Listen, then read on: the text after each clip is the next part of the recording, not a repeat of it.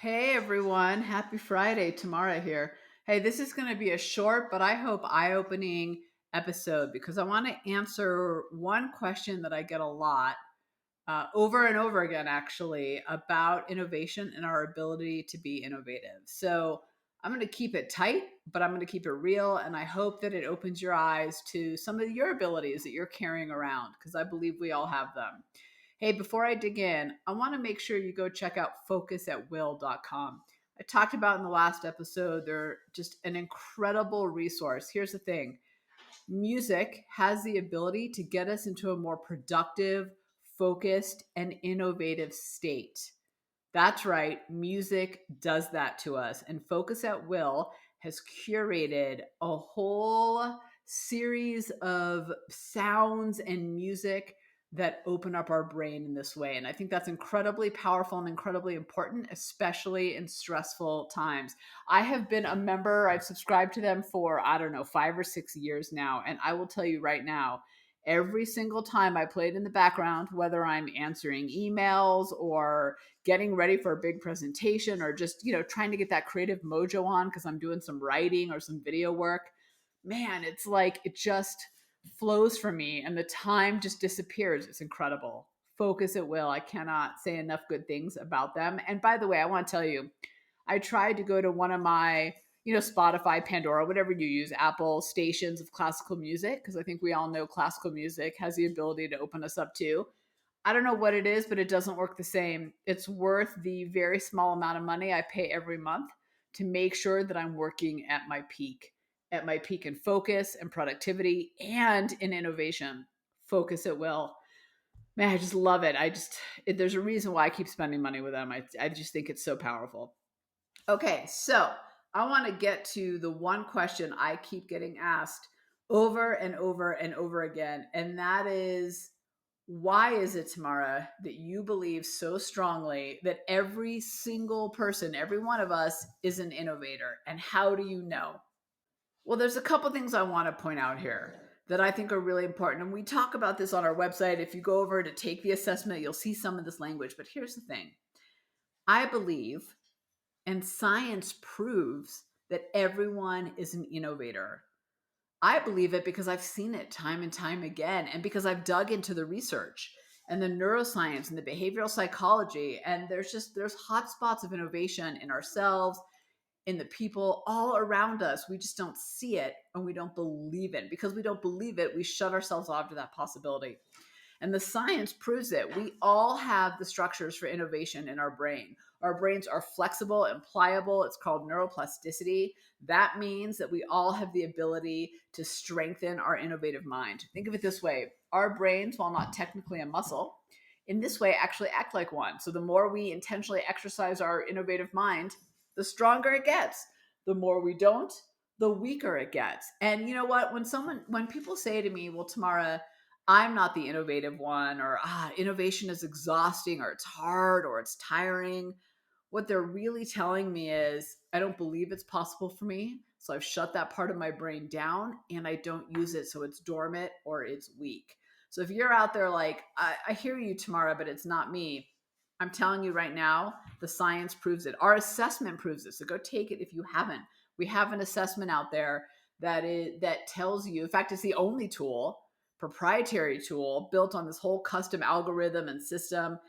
Super simple for you to take, but it tells you your unique style of innovation, what type of innovator you are, so that you can actually access that.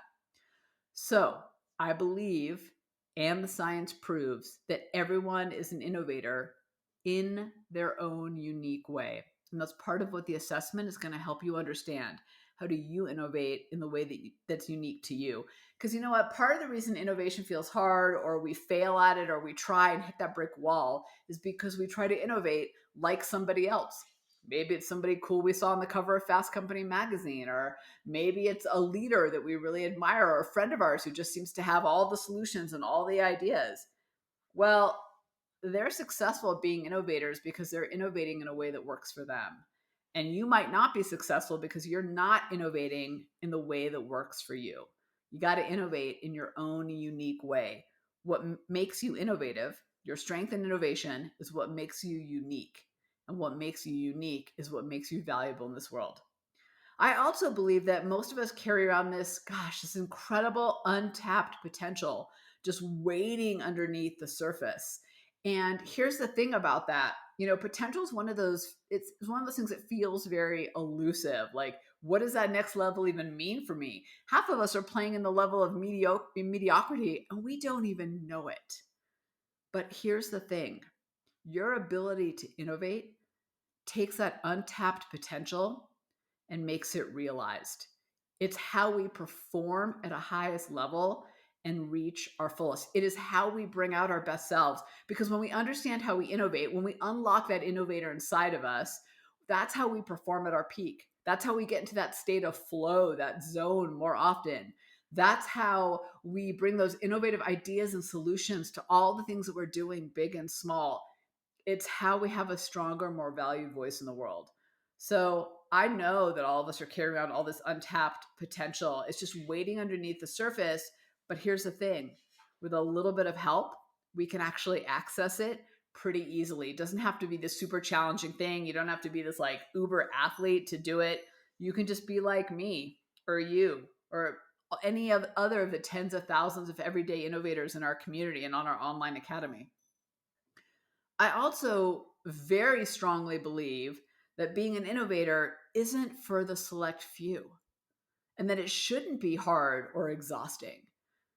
Innovation isn't for the special people with the special titles or bestowed with this magical mojo that the rest of us don't have.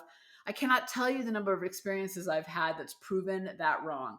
Innovation comes from everyone and everywhere, and often from those people and the places that we least expect it. That's, to me, the exciting part. In fact, I know that innovation can be easy, even effortless. I also know that unlocking your innovative mind is the not so secret sauce that helps you achieve that full potential, perform at your peak, and elevate your game. I know this through all of our work and research. I've been doing this for 25 plus years now in the innovation space in some way. And one thing I can tell you that's true over and over again is that everybody has the ability to be innovative. Being an innovator is for all of us. And here's the thing. Here's where it breaks down for so many. It's a choice. It's not magical. It's not special.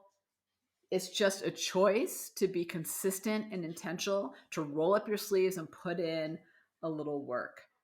I believe that you, all of us, are the everyday innovators that absolutely deserve to be recognized for our innovation, our influence, and to make that massive impact in the world. All right. I wanted to answer that question because I always get this like, what do you even believe in? Why are you so obsessed with this idea that everybody's an innovator?